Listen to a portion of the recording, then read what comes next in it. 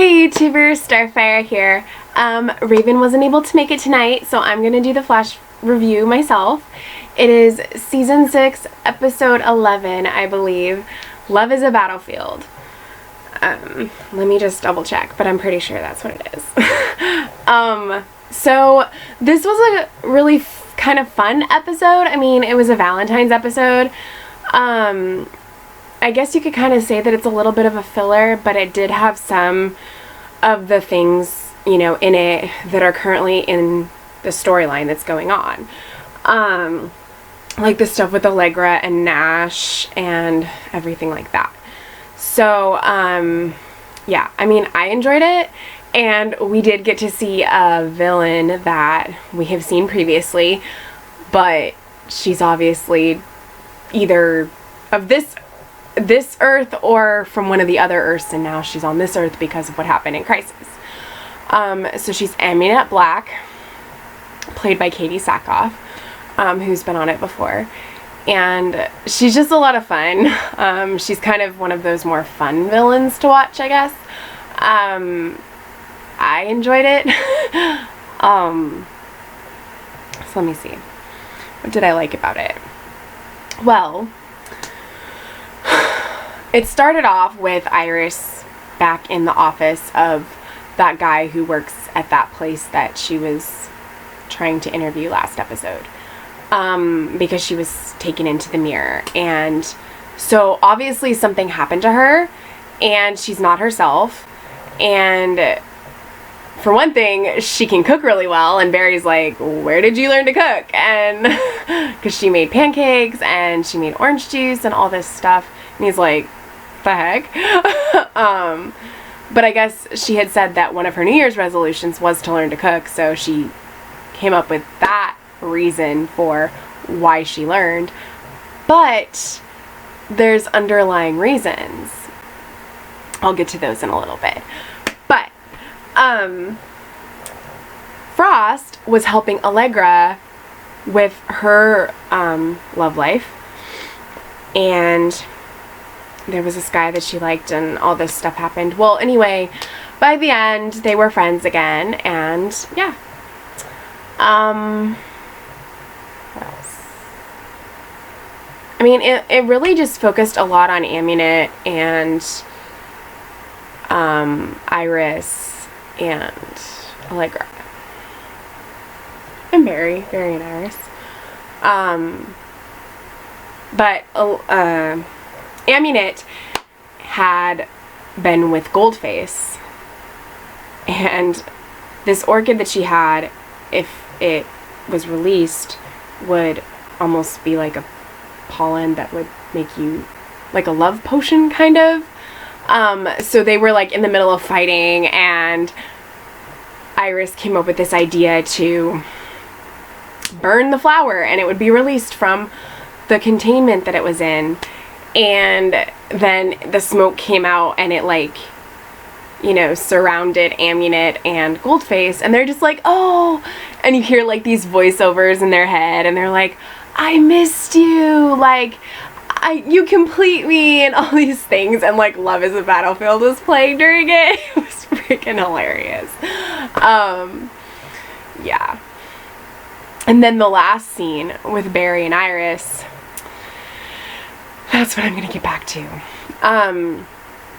So, you know, they had had an argument, and she was saying that he didn't understand her success and that she'd grown, and that she didn't need him to be her, she didn't need to be his damsel in distress anymore, and she wasn't going to be in his ear cheering him on and all this stuff. And I was like worried for a little bit. I'm like, no, you know, but then at the end, like, he said, you know, I'm sorry, and they hugged and had a nice Valentine's Day. Well, we see a mirror when she's hugging him, and you see the real Iris inside of it, and she's like, no, Barry, it's not her, stop touching him, it's, you know, she's not me, Barry. And I'm like, what? So I didn't expect her to be stuck inside the mirror. I thought that, like, when she was sucked in, or not sucked in, but taken in through the mirror, that like when she came back out, she was just going to be affected in a certain way, but I didn't think it was going to be a completely different person. And that our Iris was still inside the mirror. So that was pretty interesting. I hope that he discovers that soon and that she's not stuck in there for a long time. But yeah, she was acting really different. And I'm not saying that, you know, she doesn't deserve to have this. She is a damn good reporter and that she has grown, but she's never not, you know, acted like that. Like, she's said, yeah, like, I'm gonna go after this or whatever, and they've had disagreements before, but not to this extent. Not to the extent that she was telling Amunet that, like, she felt like the powers were ruining her, that the fact that he was a superhero was ruining her marriage, and that he said that they were drifting apart and everything. So, yeah, I was just like, ooh, shoot. But, like, we know the reason behind it now, so, it puts things into perspective a little bit more. But yeah, and then when Nash went to meet up with Frost at Jitters, because she told him, you know, that like, oh, you know, Allegra about this, and he's like, oh, you called me here for that. You see the other Wells wearing glasses. He sees him, but we see him too. And I'm just like, what? What the heck? So maybe the mirror thing is playing tricks on everyone, and maybe they're all a little bit different or affected. I'm not really sure. I'm wondering if only Nash could see him. Probably, because, I mean, he was the one who reacted, and Frost had already left when he saw him. And then he just disappeared. So, I'm assuming so. It's probably in his mind. Or maybe it has something to do with the Mirror Master. I'm not really sure. But, yeah. So, if you guys have any ideas regarding that, I'd love to hear your thoughts. Okay. What else? Like, I don't know. I mean, of course, I liked the West Allen scene at the end. But then when we see that it's not actually Iris, I'm just like, crap. She does need to get away from him, because it isn't our Iris. But next episode, we get to meet Sue. I'm so excited. It's called The Girl Named Sue. Oh, I'm so excited for Ralph and Sue, like, so excited. I know I've, like, literally been saying that for a while now, since they announced it and cast the person who's playing Sue, but literally, I'm so excited. Like, it's gonna be so great. I can't wait. Gosh, I don't know what else to say. I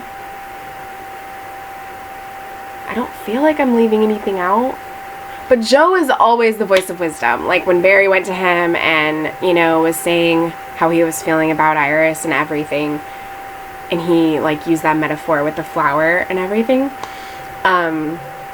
it helped him to realize it and put things into perspective and see things from her point of view, which was really nice. And, you know, he did still save her, even though she had asked him not to before.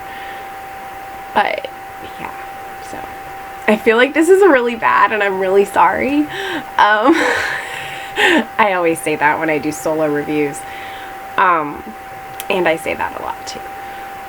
But, yeah, so I think that I pretty much covered most of the important things.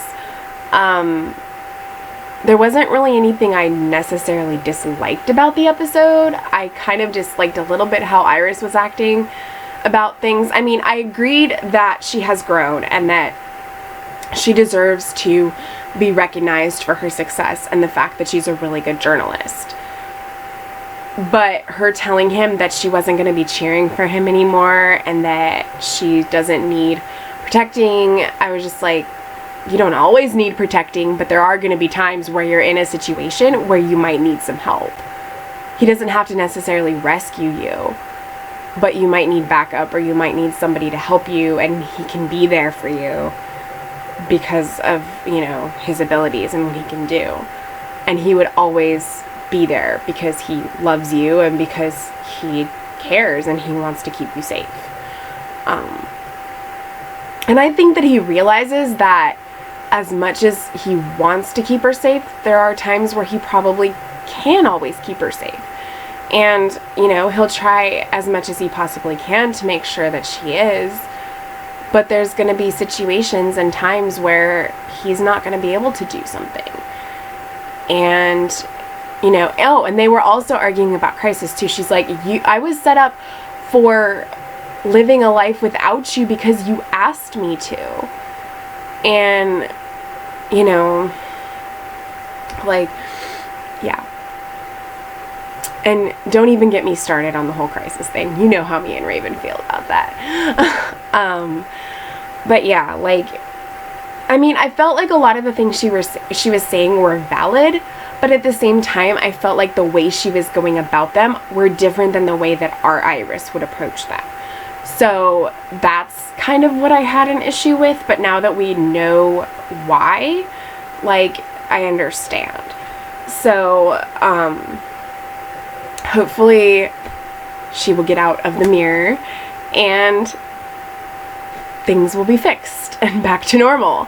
But I think next episode, I mean, it looked like from the preview, like, you know, she was going to get help from this other woman named Ava or something. And that it's also going to be focused on Ralph and Sue because it's called A Girl Named Sue. So yeah. But hopefully, I mean, I don't know how long this mirror, arc or story is going to last. But yeah, I'm kind of interested to see what's going to happen with that now. So, but I feel like it was a fun episode, but it was also kind of a filler, and it was, you know, kind of a special thing for Valentine's Day. So, yeah, but I still enjoyed it and I thought it was fun. But yeah, I mean, I hope everybody else liked it. And if you had issues, or just tell me your thoughts. Just tell me what you guys thought. Yeah, so I think that's all. And yeah, so I guess until next time, keep believing in the impossible.